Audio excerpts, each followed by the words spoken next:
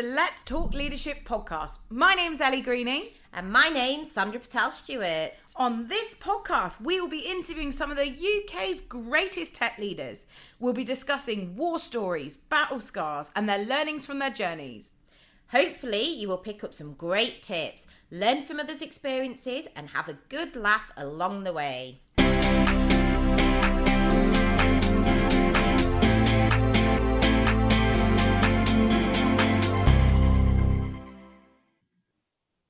Hello, everyone, and welcome to the Let's Talk Leadership podcast. I'm very happy today to have the amazing Martin Sabag on, who is the VP of Product at Fornova. So Fornova help hotels turn data into profit by using real intelligence, empowering their clients to align the entire hotel organization from revenue and distribution to sales, e-commerce and operations to enable smarter decisions. With offices in London, Amsterdam, New York, and where Martin is based today in Yokneam, Israel. Hello, Martin. Hi, Ellie. Hi, Sandra. How you doing? Hi, very good. How are you? Good. I'm fine. Good, fantastic. It's great to have you on. This is the first recording that we've done with a leader based in Israel. So it's great to have you on board. And actually, it must be a small world because yesterday I had a kind of podcast conversation with a CTO called Liran from Rookout. Okay. And I mentioned that we were doing this recording with you today, and he said that you guys had already been speaking about some business venture between your businesses. So I was like, wow, is it a small world or just a big coincidence? It's a small country. Israel is a small country. We kind of laugh about it, but everywhere we go, we find Israelis and we all know each other. And once you know they're from Israel, we are instantly brothers, kind of thing. Yeah. But yeah. Lovely, fantastic. Great. So I'd love to just start with, I've had a look at your LinkedIn profile and I know you've had a couple of conversations with my colleague, or you've obviously got a very, very impressive background. Looks like you've been involved in some great, interesting stuff. And you were only just saying earlier that, that you are involved in so many things. So it'd be great to tell the listeners today how you've got to where you are, your journey, how you got into tech. So I think you started more in the service management side, became a technical writer, and then you've had obviously very long career history on the product and marketing side within tech. But it'd be great to explain to the listeners in a little bit more detail around your journey and how you got to where you are today. Cool.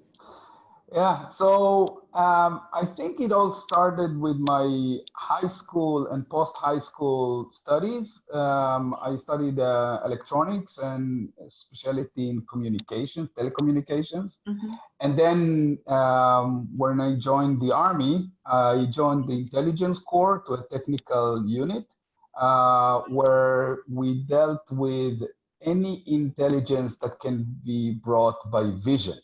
So just imagine any intelligence brought either on land, in air, and space, if you like, that we can gather using vision.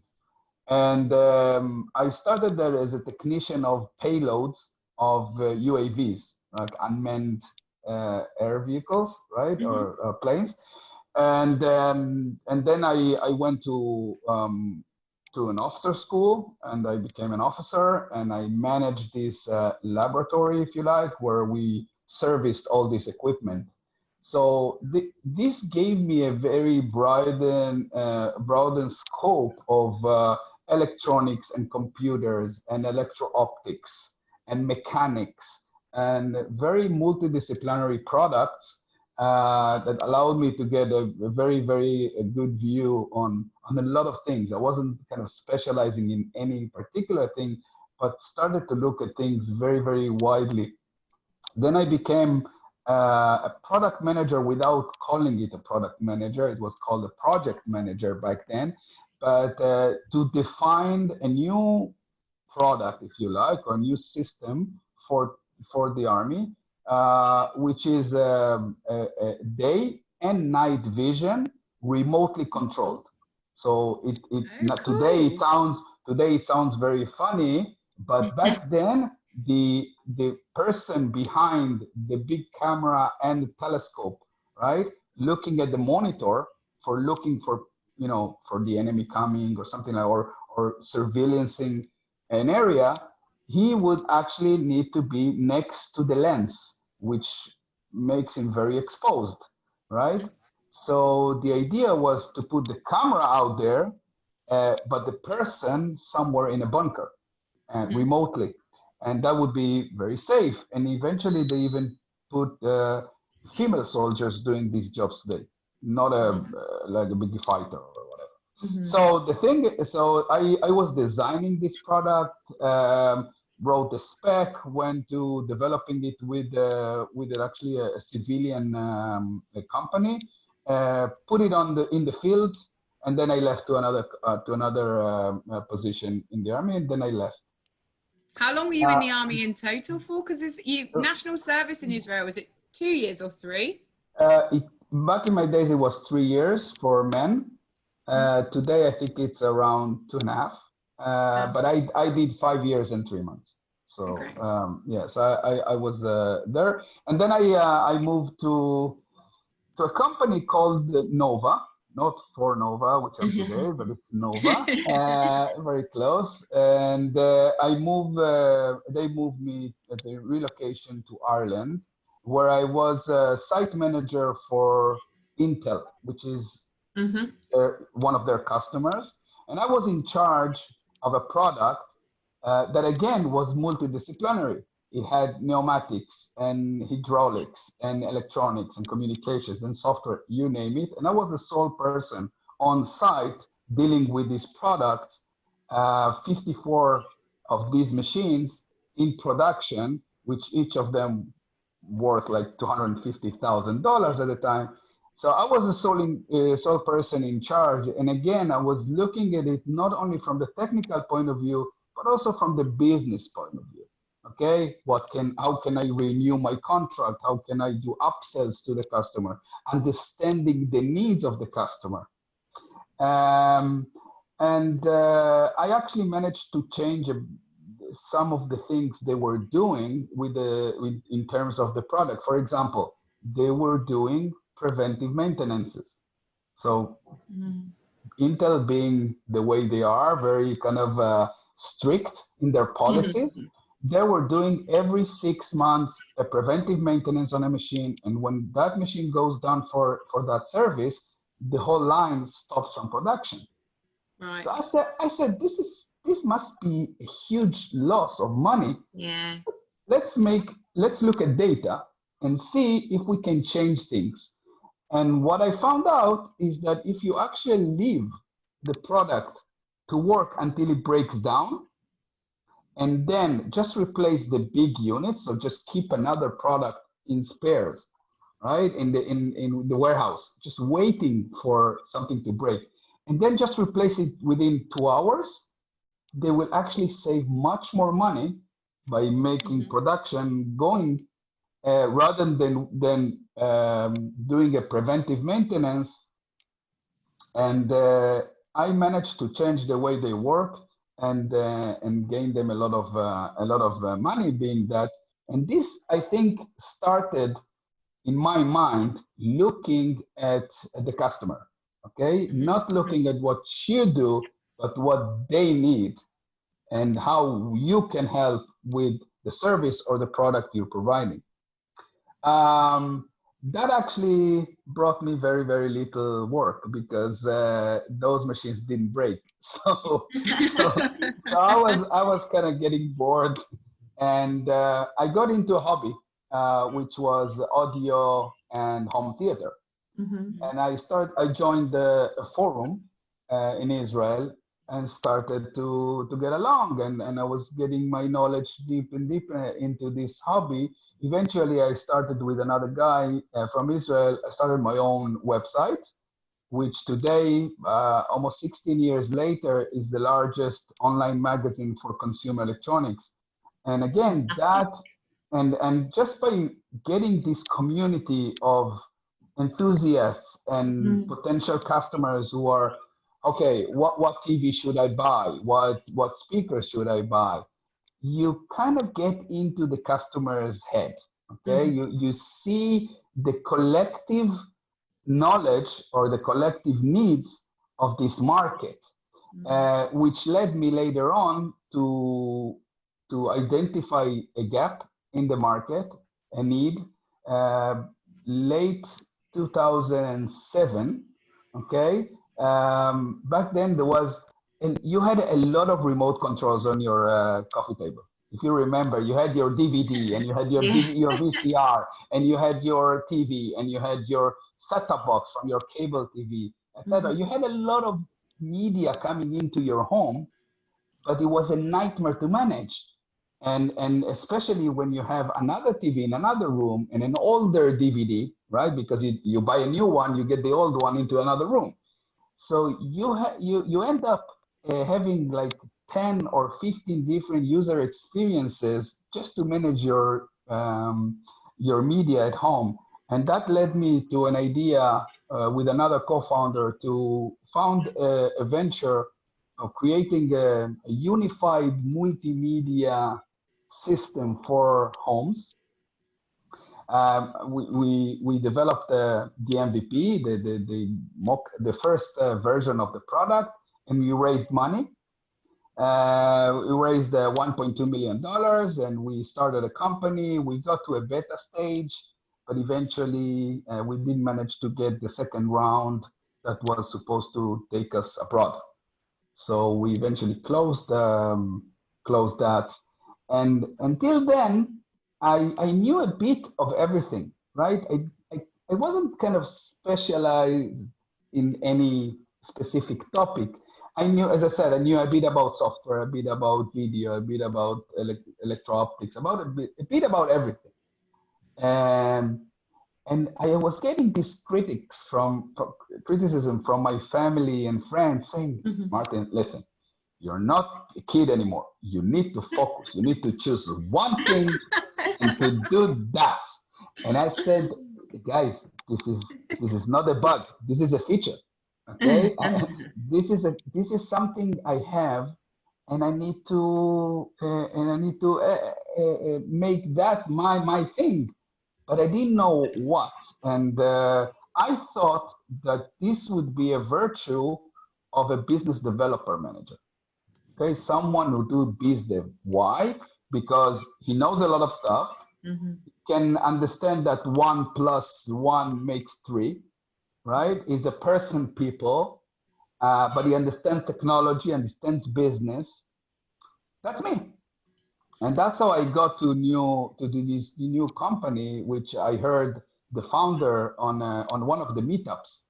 And he was telling about this great idea that was very innovative at the time.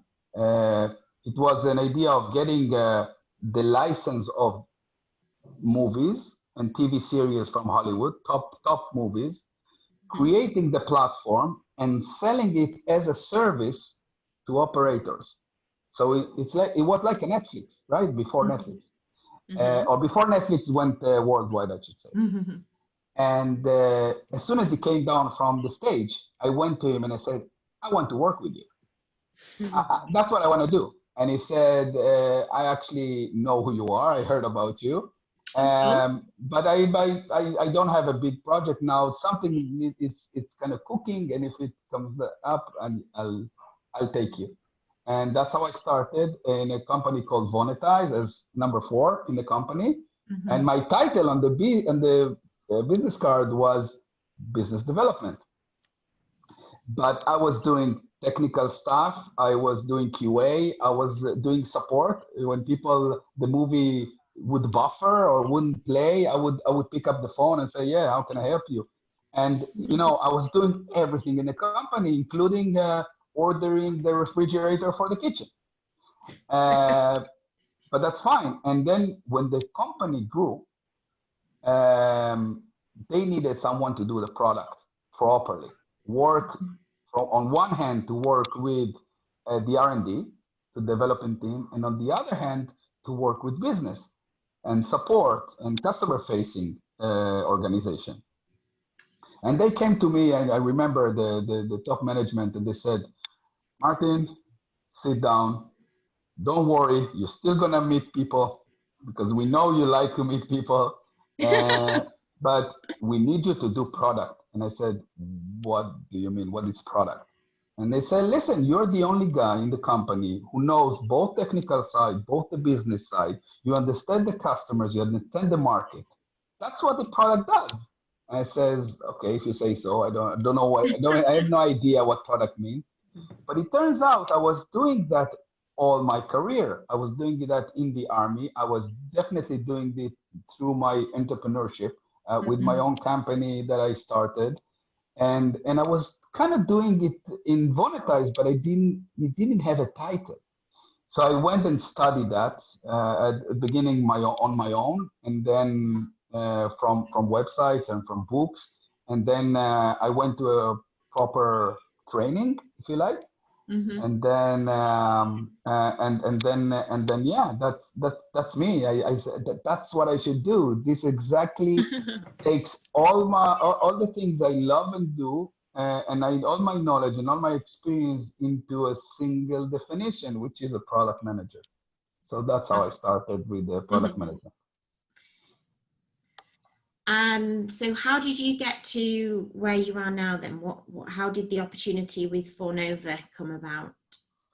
Because obviously you're VP of product at Fornova, aren't you? Yeah, so after Vonetize, we actually went IPO with Vonetize. But then after about 6 years in Vonetize, I decided I need to look for something else. And then I moved to a company called Time to Know, which later on they changed the name to Enably. This is a platform for conveying training and learning in organizations. And they had a sister company, which is called Etadat in Israel. They are in all schools or half of the schools in Israel, and they're doing basically edutech. So tech for education.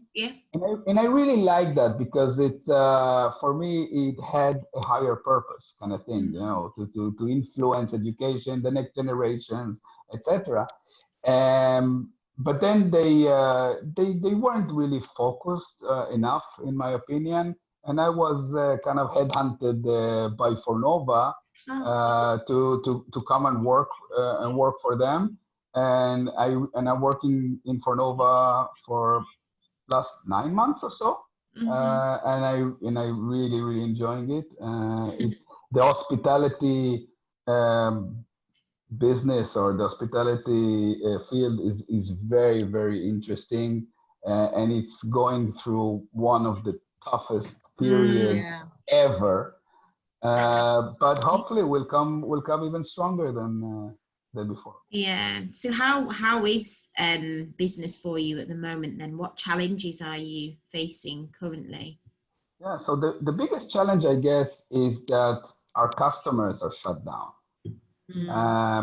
So the way we at the management see, and I'm very proud that this is the, you know, the way we look at it, is because it was very easy for us to say, oh, if customers are having troubles, it will affect us. Let's shut down. Let's fire people. Let's let people go, and you know, tighten the belt, if you like. But what we did is actually we decided to go even stronger to our customers and say, listen, we know you're in trouble.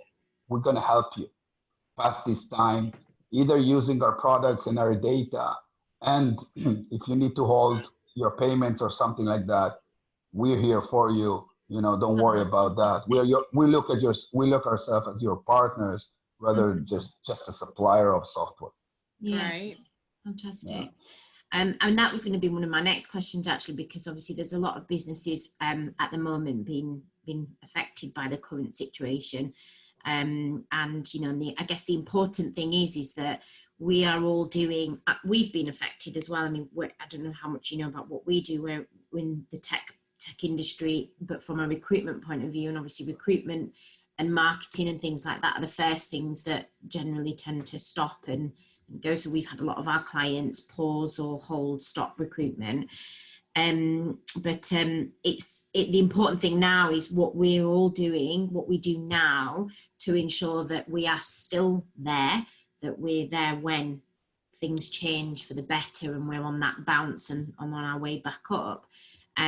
What are there any other things that you guys are doing as a business that might be interesting for the listeners to hear about, or that, you know, other businesses might be able to do? Any ideas that you've been, you know?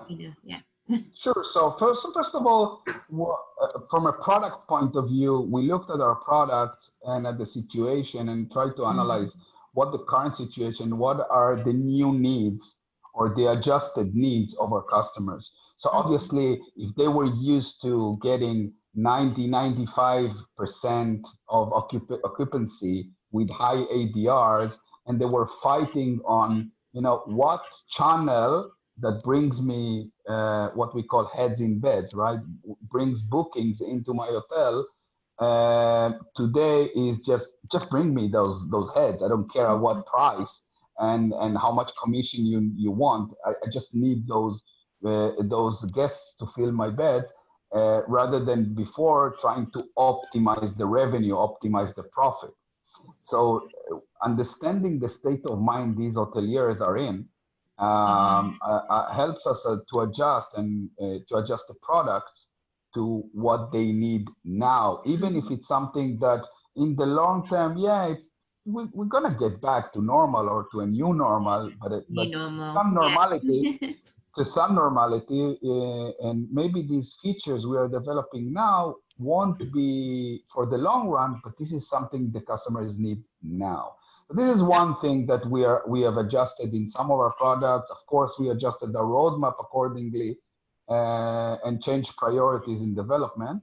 And the second thing is we looked at, okay, we have this technology that if you want, I can elaborate, but we have this technology that allows us to scan and get data in massive scales from hundreds of thousands of websites and then analyze them to get business insights. What other businesses or what other verticals that are not hospitality might benefit from that technology, which might be very close. And we are actually looking at other verticals, just for example, car rental. Okay, so it's a very similar market to what to the hospitality in the way they perform. Okay, instead of rooms, they have car types. Okay, instead of length of stay, they have length of rental.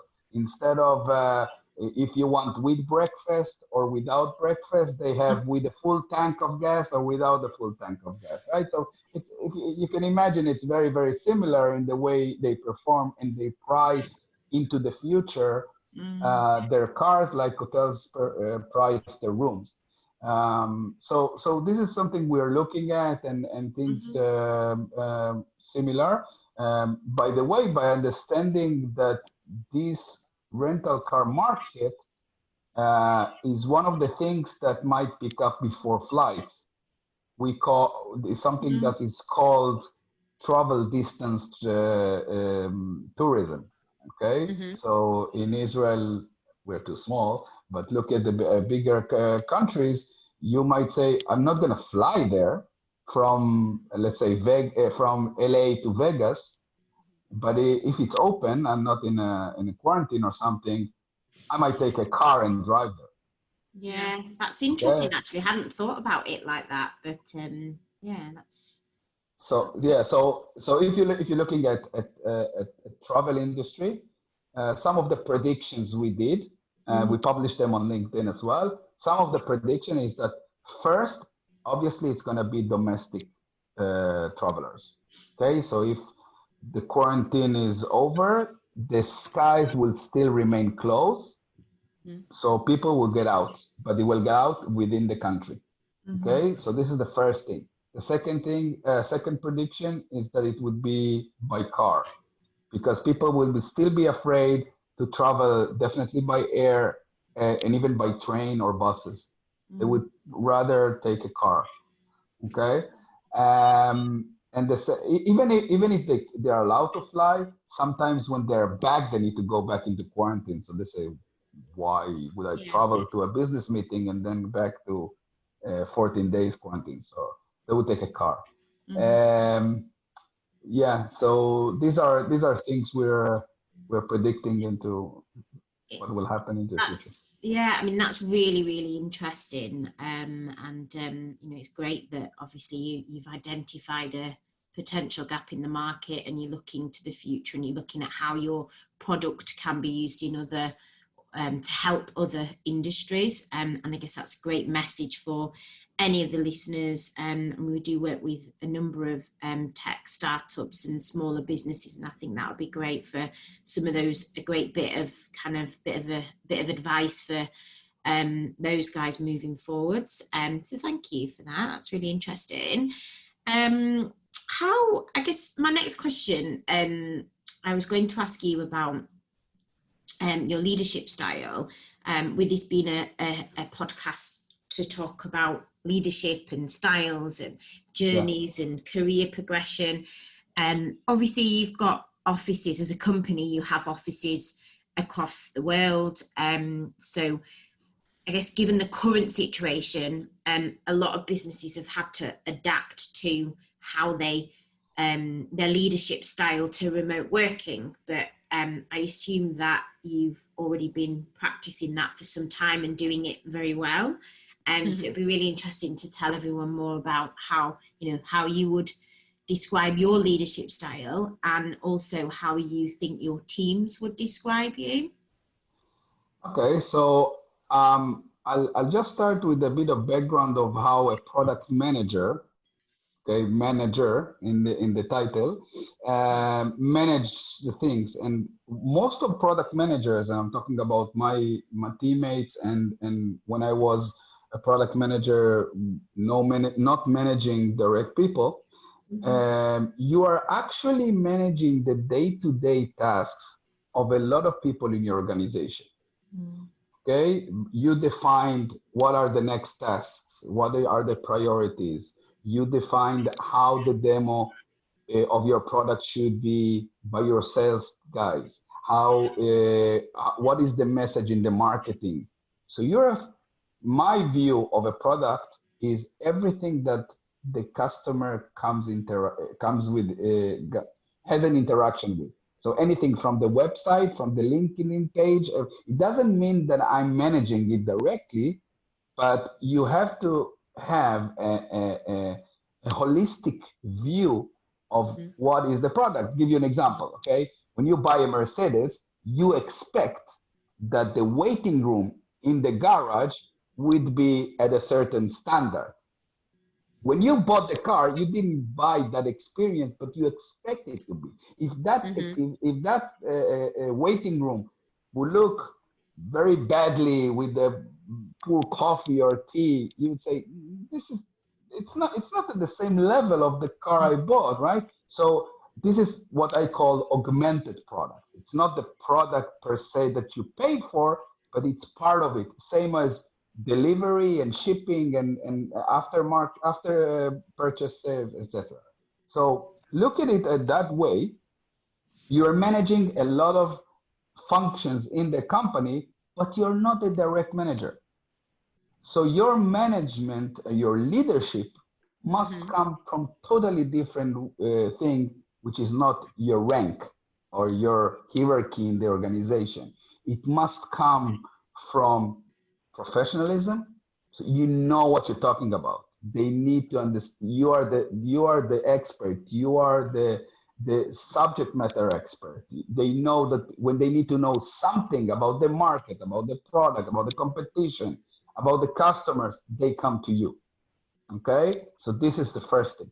The second thing, I guess, is some kind of charisma. Okay, you need to have that, that thing that when you speak, you are heard, you are understood. You're and the next thing would be, I guess, empathy.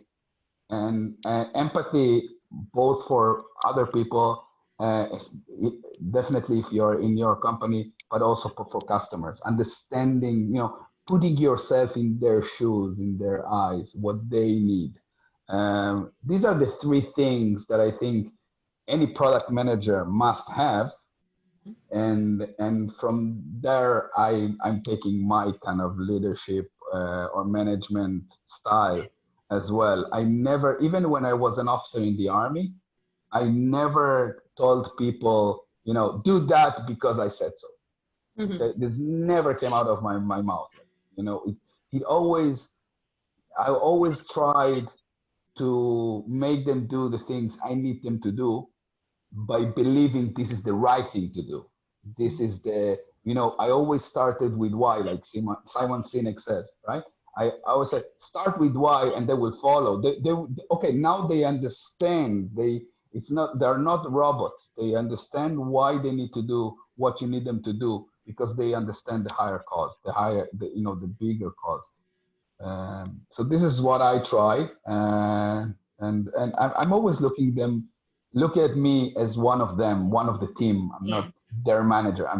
This is on paper, but I'm one of them, and I always tell them, listen, if it's a success, it's your success. If it's a failure, it's mine, and I'm here to clear the path so you can do your work better. And if I can help by mentoring, by giving you some advice along the way, great. Oh, brilliant. Fantastic. And I'm sure that officer training probably gave you some fantastic grounding for that as well then years ago. But there's some brilliant examples there of your leadership skills.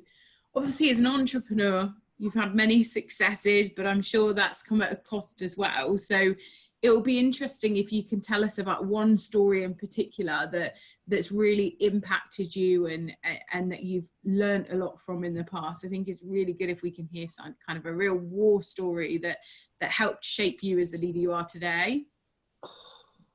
Yeah, there is one that I think I'm giving to a lot of entrepreneurs when I'm doing some mentorship as well in accelerators and other product managers.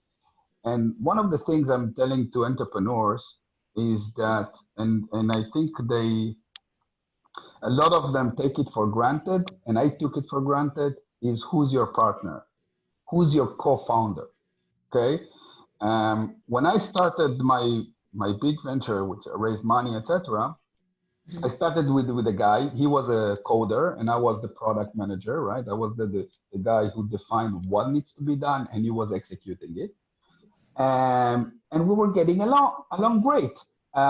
We worked evenings after the kids went to sleep. I went over to his place, and we will be working till very late. We went to in weekends. Everything was fine. But when we started the company, my idea of having a partner was what I had in my magazine, which my partner there, we never had anything written, anything signed. We have no contract for 16 years. And, my wife calls him your second wife, okay? Because we are on so many, we think alike. We have this telepathy. We totally trust each other. We don't need even to consult taking decisions. It's amazing, really. And I thought that this is how partnerships are. And when I started my other venture with another partner, suddenly we realized we are not that good fit. When we start working in the same office and being also founders or being owners of the company, but also being the employees of the company, these are two totally different things. Because as the owner, you care about everything. But as an employee, you have your own niche. If he's a VP R&D and I'm a VP product, I define, you execute. But as the owner, he also cares what I'm doing. So that contradiction caused a big fights. which eventually the investor, which became the CEO, decided to break this triangle, or like the investor, me and him, and the other founder, and said, listen, we are not continuing this way. One should go. And that gave me a lesson for life. You need to choose your partners very well, and everything needs to be defined very, very precisely in advance when you go into these kind of ventures, because this is a person you're going to be with more than your family. And you need to go, you need to be in very rough times, under a lot of pressure, and also at good times. So a partner or a co-founder should be someone you'll be happy to go for a pint with, for a trip abroad with the families, kind of thing. This is someone you should really be on the same level, not just technically or business-wise, but really someone you can trust. And that was lacking here. Yeah, well, we certainly agree with that, don't we, Sandra? There's 3 directors at Transition Partners, and we've worked together the 3 of us worked together for like 6 years now, haven't we? And we all trust each other, I think. So it's nice to be able to have that relationship. But I think probably in hindsight then, you knew it wasn't going to work. And do you think in hindsight that you'd wish you'd made that call personally earlier than the investor having to say, we're going to have to call it quit, guys, it's not working? I didn't see that. I really wasn't anticipating that, because I said when we were working in garage mode at home, it worked. Yeah. But suddenly I was writing, I don't know, like a brochure for a show we were presenting, and he would take that draft and said, on my dead body, this cannot go. And I said, okay, maybe you can write it better. Okay, maybe now it's at 85% and you'll bring it to 95. That's great. But that 10%, it's not worth you doing it, because we have nobody else to do the work only you can do. Yeah. So leave that to me and do your job and we'll be fine. So everything became like a board decision. Everything went to a vote, like the color of the button on the UI. Like, why? This doesn't make us progress. We're holding us back. But you live and you learn, and that one year, I'm sure you learn. Everything is a lesson. It's an interesting time, I think, with everything that's going on in the world, and it breeds a certain amount of opportunity, I think, in the next coming year for tech entrepreneurs and people that have thought now's the time to maybe do their own thing and take that risk. If you could give a budding entrepreneur one little bit of advice that you think's really set you up, what would that be? I would say dare and do it. And the second would be talk about it. One of the ideas I had once I came back from my relocation, I started a venture about extended warranty.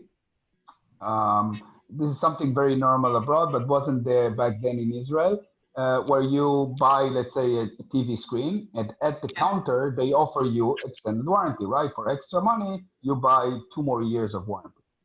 So I had that idea, again, understanding from my magazine that this is something that people are lacking when they buy a flat screen TV, very expensive. They were giving only 1 year of warranty. People were kind of afraid of this new technology. And I said, there is a need. And I started this idea, worked with it with a partner, and went to a company that I offered that to them as a corporation, because they had a fleet of technicians. So they had that infrastructure to go and take the TV from you and send it to the laboratory. They said, oh, that's a great idea. We're not doing it. Why do we need you? And I said, because you're not selling that to the end consumer. I know how to do it. You do your back stuff and the logistics, and that's fine. And they said, okay, don't call us, we call you. And they stole the idea and they made it.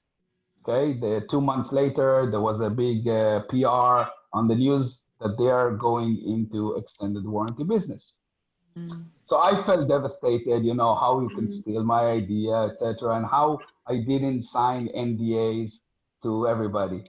And what I'm saying today to entrepreneurs is just talk about it. Don't sign NDAs. They're bullshit anyway. Why? Because then I give my example of my venture where I actually raised the money. How did it came? I was talking to a totally stranger, a friend of a friend. We met at a brunch, and they said, "What do you do?" And I said, "I'm working on a startup." What does the startup does? And I do, and I started to explain what we do. Oh, I have a friend who just built a home, and he's looking for something like that. Well, you should talk. And I talked, and he became my investor. So you never, the risk of someone actually stealing your idea and actually making it is much lower than actually when you talk to someone and he says, "Oh, I know something similar," or "I know someone who might need it," or "I know someone you should talk to." So this is my advice. That's a great bit of advice. I love that. Definitely, great bit of advice. So you've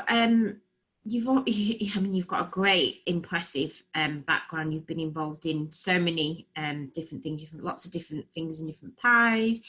It'd be great to understand what are you most passionate about? That's a very good question. It's I think it would be creativity. Okay, and I'll explain. When I was a kid, I studied arts, so like painting and sculpture and the history of art. And then I was an entrepreneur, and now I'm product management. So what's the linkage between them? In all of them, okay, you have an idea, you have your resources, and you make it happen. So my passion is creating things that people love or need, and it could be a piece of advice. It could be solving a problem to an entrepreneur during mentorship. For example, he's stuck on a hen and egg situation. These days when someone wants to build a new marketplace for something. So how do you start? Because the idea is great when you have both demand and supply, but how do you start? And just solving that problem for him gives me a lot of satisfaction. So these are things lovely. That gets me moving. Yeah, definitely. If you hadn't have gone into tech, then what would you be doing today? Art. Either art or maybe following your passion. Yeah, or maybe in the advertising or marketing domain, being creative, creative marketing ideas and things like that. Cool, fantastic, brilliant. You mentioned as well, actually, you've mentioned a couple of times about mentoring and coaching. I think it'd be interesting to find out a little bit more about that, actually, just how that works. Do you mentor people external to your organisation, and how did it come about? Yes, they're always outside of my organization. It's either parts of accelerators I'm involved with, or through an organization called Product League, which is a global organization of product managers, where senior product managers mentor younger product managers that just starting their path. And I think it's great because this is something I didn't have when I started, both as an entrepreneur and as a product manager. Well, I kind of had from friends, but it wasn't really formalized like I'm doing now today in these accelerators or organizations. And I guess the difference between coaching and mentoring is that coaching is the art of asking questions. So like you ask the questions that brings eventually the other person to understand from the inside what he needs to do or what the right decision is, as where mentoring is really using your experience and your expertise to help someone that usually is lacking of those or has less areas you are mentoring. So as you said, I suddenly noticed that I'm not that young anymore, and I have some marks on my belt that I can use and help other people. So yeah, that's amazing. That's lovely. It's a really nice thing to do. So you're VP of product for Fornova. You're looking at different markets at the moment to obviously ensure that you come out of this in a positive way. You provide mentoring, you've got your online magazine. How do you manage all of that? How do you manage, but more importantly, like, how do you manage the stress of it all? And like, how do you stay sane and healthy throughout? And so happy. Yeah. First of all, you said I'm sane. I don't know. but there is a joke in Hebrew that says, how gonna do all that? So there are only 24 hours a day. Yeah. So wake up 1 hour earlier and you'll have 25. So, but essentially, I think I don't have work-life balance. I admit that. I constantly working, and it has its tolls. I mean, obviously my family takes that, but I still have my hobbies. I ride a Harley, and I have my gang, and and we go on some rides on weekends sometimes, and we meet for a beer during the weeknights. I don't know how you do full levers in 46 degrees. Yeah, that's tough. Yeah, but yeah, that's juggling. I mean, I need to be constantly busy, and my mind is always juggling between the different ideas and different things I need to do. But that's how I work. I tried once to be normal, to do just one thing, and it didn't work for me. You always need to be doing something. Because again, people told me, like, how can you do something? Just focus, do one thing. And I can't. My mind's always wandering on to the next thing. It is hard, isn't it? Fantastic. So it'd be nice to just end on then my final question. I'd be really interested to know if you have any kind of big exciting plans, like longer term or over the next kind of 1 to 2 years. What are you most excited about? What's coming up that we'll be interested in hearing about? That's a great question. If you can tell. Yes. So just you touched that before. When I started at Fornova, suddenly I always worked with remote teams, right? Either sales, partners, resellers, you name it. We always work remotely. But when I joined Fornova, all my meetings are online, because there's always one developer in Ukraine or a sales guy in London or Amsterdam. So all our meetings. And I said to a friend of mine, which I always consult with her, and she has a vast experience in multinational companies like Samsung and Huawei and things like that. I said, listen, how do you manage this working with multinational companies? Because I have some struggles. Like, it's not like managing one person, people who are in the same office. And we started talking about it. I said, yeah, this is a big pain, remote management. And then the Corona started. So the first thing we did is we opened a Facebook group, which is called Remote is On. And this is something I'm very, very passionate about, and finding the solution. Because remote, if you look at remote workers, and you as working with with workers and in this area, you understand that mainly it deals with companies who are looking for a talent, and a talent that is not near them, and how you manage to match them even if it's remotely, or people who want to be digital nomads, right?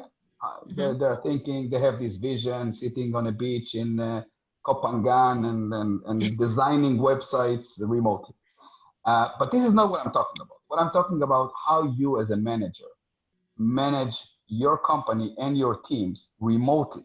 And what happens with the corona is that it drove any manager, no matter if you're very international, multinational, even if you're local, your employees are not next to you. And so we established this group, and then eventually we did even a conference, a 5-hour conference with 10 speakers about the challenges and the solution, and some tips on how to solve these remote management issues. And one of the things we found out, I'll give you just a tip, right? Everybody knows Zoom, like we're doing now, or Hangouts, or GoToMeeting, or these. But these are opt-in solutions, right? When I need to book a meeting and go in at that time with the other people. But what happens with the in-office talks? That, I used to sit in a cubicle, and my teammates would be in cubicles around me, and we even took the walls down so we can have a eye contact. And I would just turn around and I say, hey, Amit, do you remember what we decided to do on that feature, when we're going to release it? And he would answer me, and I say, oh, okay, thank you. And I would go on my email, right? But this totally disappeared. When we are remote. We have I'm not gonna book a meeting, and I don't know if he's busy at the moment with another meeting, so I cannot just bother him with WhatsApp or something like that. So then I turned out to my kid. He's 13 and a half years old, and he's a gamer, and he's constantly talking to his friends. And I said, how do you always talk, even when you're in a game, you're watching YouTube, you're watching Netflix, you're still talking to your friends? And he said, I'm using a platform called Discord. So Discord was intentionally for gamers, but I adopted it to my company, to my team. So now Discord is totally different is the opposite from Zoom. You're always on, and when you're busy, you just get out of the channel. So I told my team, listen, let's go on Discord. When you're not busy, you're just there. And we just constantly hear each other and talk to each other. This is our constantly on channel. It's a bit like how we use Slack, but audio. You're just it's audio. Exactly. Exactly. So audio, video, screen sharing, chat, of course. And we created even like offices. So Martin's office, right? And they know if I'm there, they see me. If I'm in my channel, they know I'm free, and they can go in and start talking to me. And if I'm not there, I'm probably busy in another meeting, like in a Zoom meeting. So something we should think about, actually. That's a good idea. So this is a challenge, and of course the challenges for remote managers are very, very vast. Not only about communication and technology, about culture, about how, for example, you have your culture about and your values, your company values. Like in Israel, we have in Fornova, one of our values is transparency. Okay, we want to be transparent, no blaming. If you did something wrong, come forward, kind of investigate what can be done next time, etc. But transparency in an Israeli, I don't know how many Israelis you know, but in Israel, is very, very straightforward. I can call my CEO and shout at him on the phone, right? If I think he did something wrong. This level of transparency we have in Israel. But this is not the level of transparency I can expect from a Chinese or from a Jap or from someone from India. because this is not how their culture is built. The hierarchy is very, very strict. Like they would never call out on their manager saying he's wrong. But definitely not in public. And in Israel, it's so when you need to start managing multinationals, it becomes much, much more challenging. So this is the next big thing I'm thinking about. Yeah, I'll have to check out your Facebook group. Sounds interesting. Cool. Yeah, I thought about like, because we use Zoom a lot, and we have Monday, so we have every morning we have a team Zoom meeting, and I thought about, should we have like a few hours a day where we just keep it on in the background, you know, so we can all kind of feel like we're together still. Exactly. But then you just get so busy and things take over, but the audio one sounds like a much better idea. I guess the difference is with our business, we're recruiters, so we're on the phone a lot. Whereas like devs and your product, you're not speaking, I guess, as much to people probably as much as we are. I guess, and you can always put yourself on mute, like if you have, it's interesting. Yeah, no, I think for a lot of our clients and a lot of listeners that it would be really useful. Definitely. So it's Discord. That's what it's called. Is it Discord? That's right. Yeah. Okay, amazing. Well, yeah, fantastic. You've given us some top tips today. Yeah, we have. We've definitely learned a lot today. So thank you so much for coming on the Let's Talk Leadership podcast, Martin. It's been a pleasure having you on. If anyone wants to reach out about any of the product stuff that you've mentioned today, or mentoring or anything just find me on any social media, LinkedIn, Twitter, Facebook. That would be Martin H. Sabag, and that's me. And you please reach out. Yeah, amazing. Well, you've been a fantastic guest, so thank you very much for coming on, and hopefully looking forward to working with you in the future. Great. Thank you very much for having me. Thanks. Take care. Thank you. Bye. Bye.